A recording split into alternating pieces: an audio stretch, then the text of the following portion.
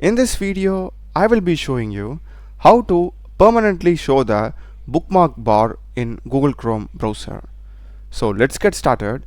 As you can see, I'm having 3 bookmarks over here, and every time I go to a new tab, they will be perfectly visible. But let's suppose say I'm going into any website.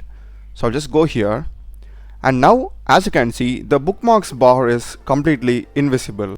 So let me just show you how to permanently keep it irrespective of the website that you are visiting. So for this, to the rightmost top we will be having this 3 dots icon. Click it, and in the bottom we will be having settings. Select this. Here in settings, to the left we will be having appearance, and here we are having show bookmarks bar. Make sure that you are enabling it.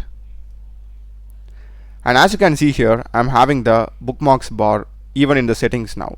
So now if I go to any other website, I will be having it over here, and if I go to a new tab also, I'll be having the bookmarks bar permanently visible. That's a video, guys. Do check the playlist of my channel.